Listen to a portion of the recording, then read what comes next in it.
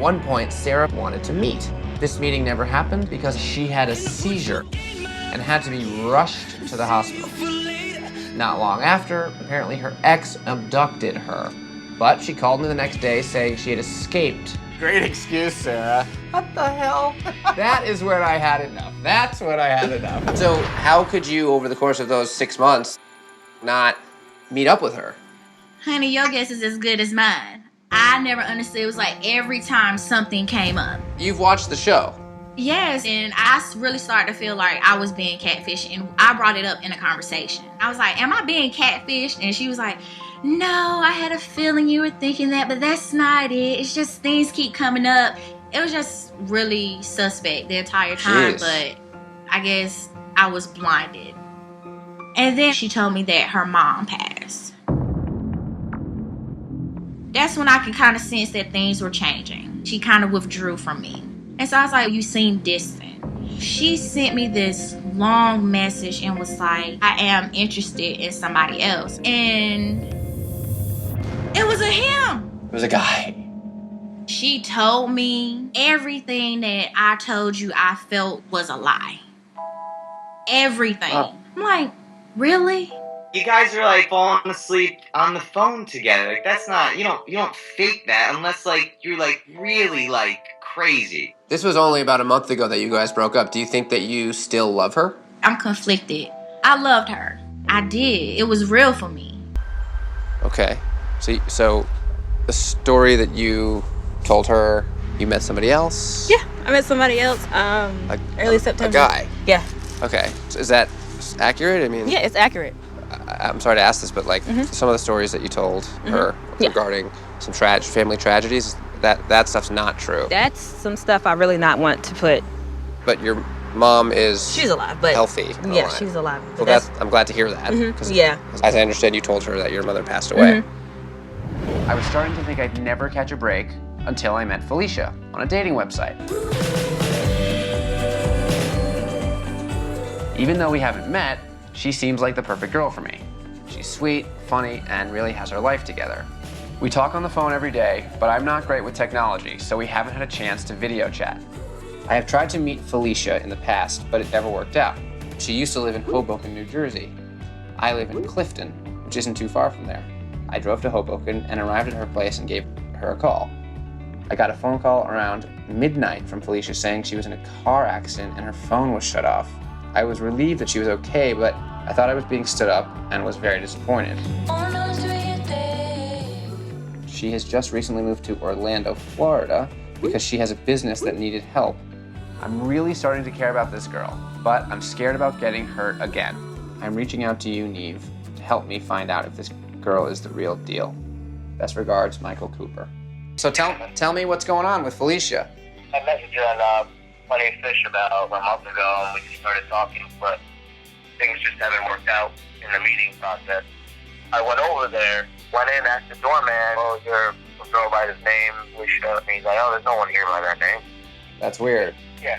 So I was like, crap. Like, I just got stood up, and then she moved to Florida because she has a business down there. And so now she full-time lives in Florida. Yeah.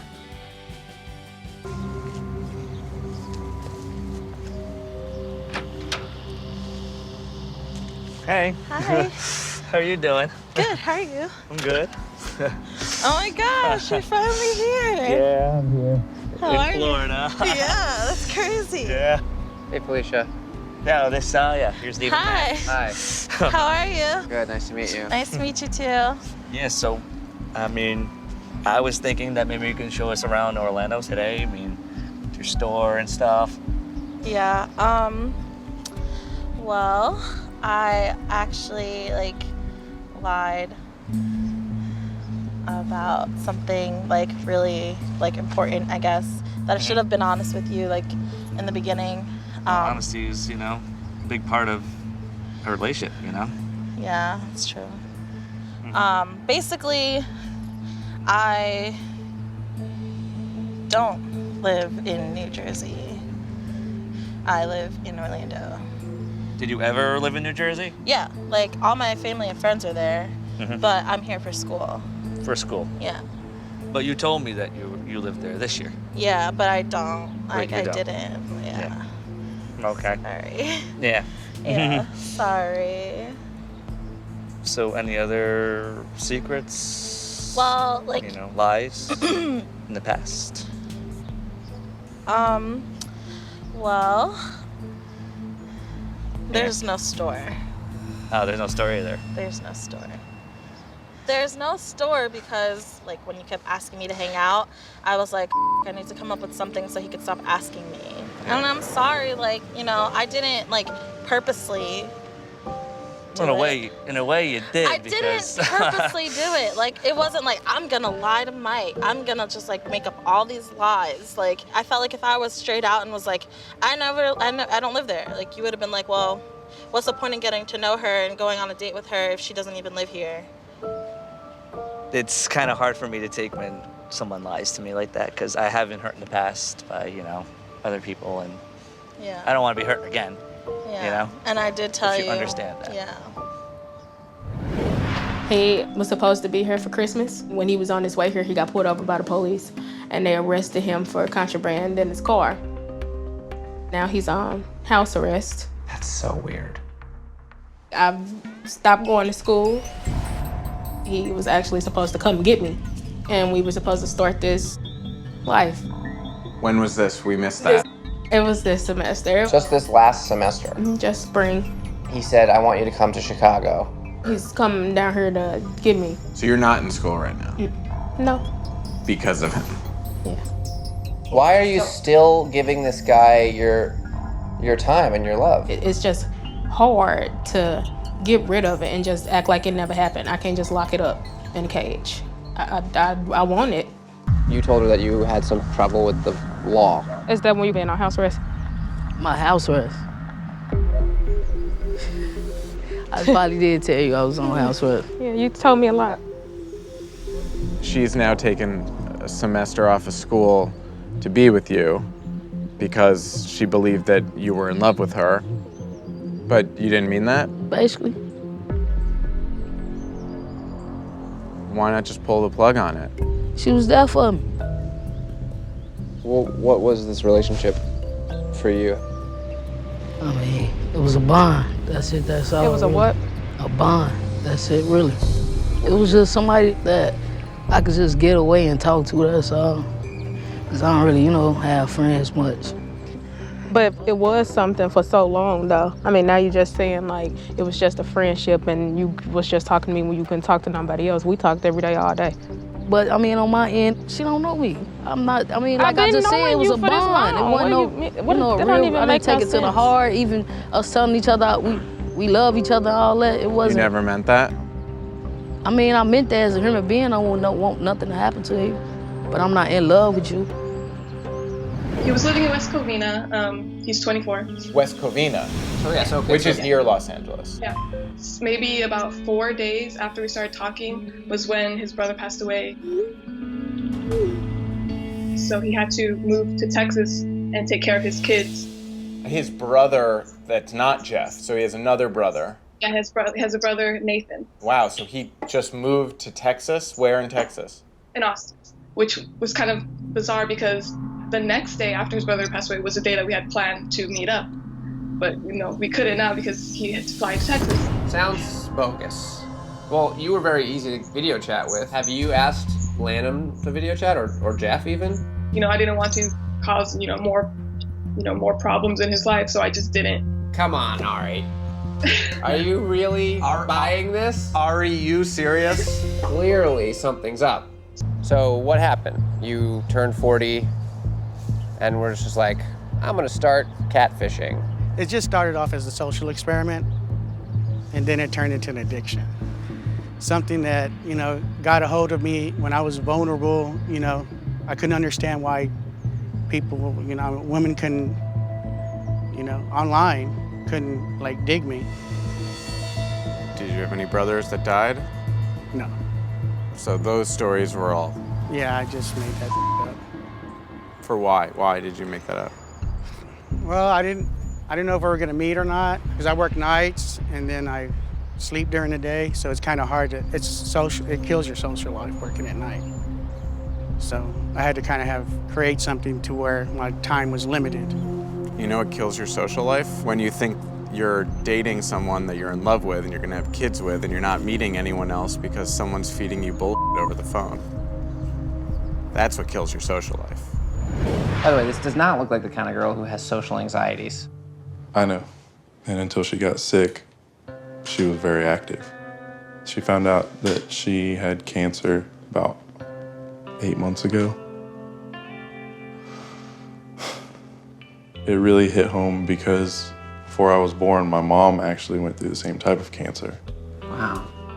I've been that person that she can talk to, and it's gotten deep enough to where I can't carry on a normal social life as far as women because I'm still invested in Caroline. What do I actually know to be true? Yeah, I made a fake picture and it's not what I look like. Everything else I told you is me. Do you have cancer?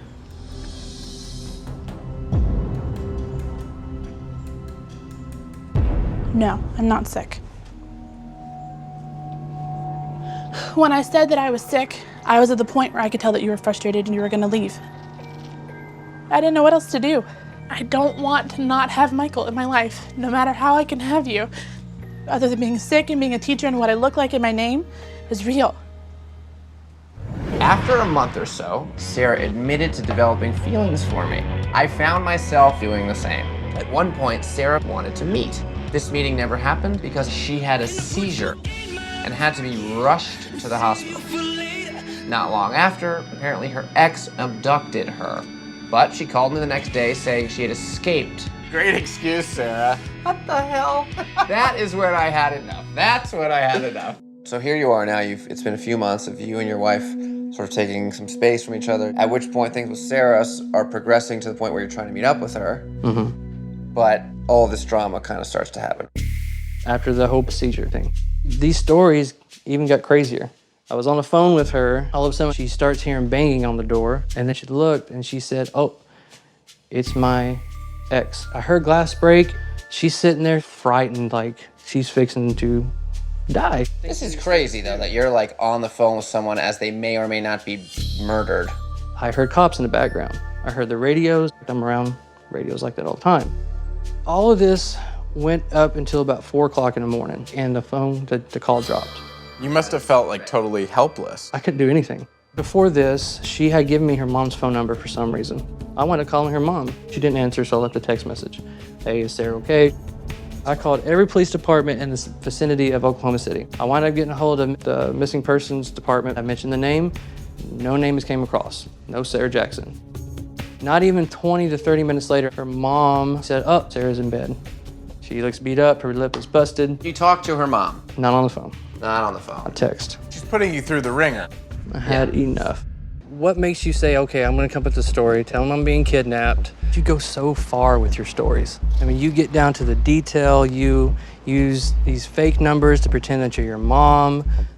When you got kidnapped, were you banging on the windows and making a ruckus? The police noises and all that was just something that was on YouTube. After the first time you pulled some crazy ass story with a dude, why would you go find another dude? Like, you know how it's gonna end. They're gonna wanna meet you and you're not gonna meet them. Honestly, I don't know. I don't know the point. The whole purpose of this is for this to stop. It needs to stop. When did you start figuring out that Marq wasn't who he said he was?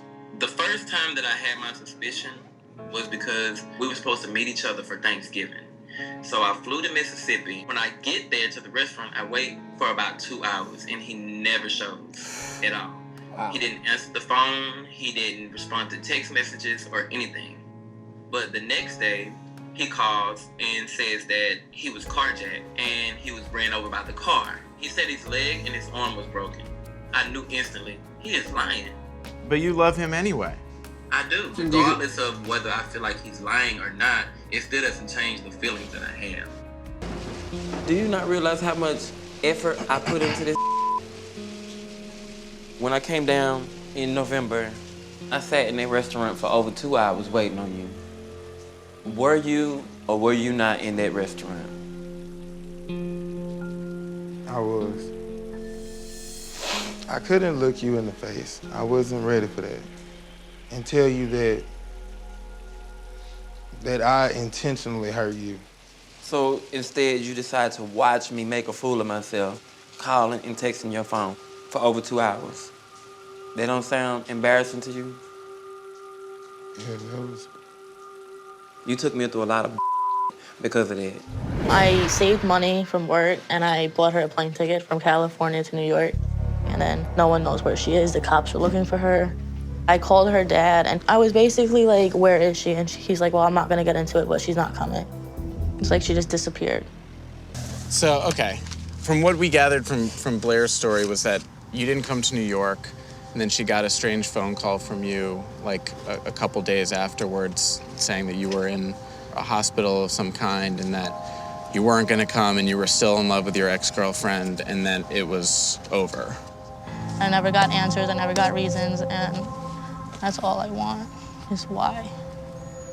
So I was 17, and the man pretty much didn't kidnap me. I went on my own. What? He persuaded me to go with him because of issues that would happen in New York that he saw. He saw issues. How could he? Who's he? I don't get this. Is he an ex of yours? No. So I don't know who just he?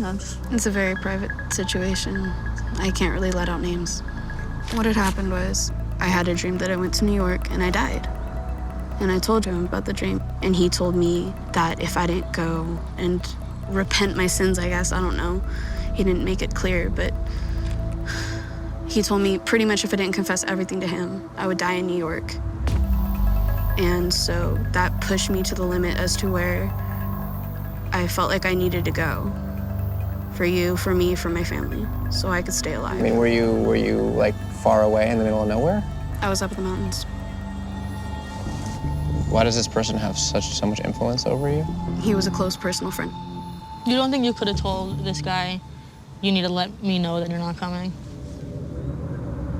No, because he didn't want to talk to you. He didn't want anything to do with you. You couldn't talk to me? It's a terrible story, and I'm sorry that I don't fully understand. I don't understand it. I know this probably feels like an interrogation. I don't want it to. But does it come as a surprise that you have a reputation for not telling the truth? No, because I have had people in my past say that I have a lying problem. But I do try my best not to lie to Blaire.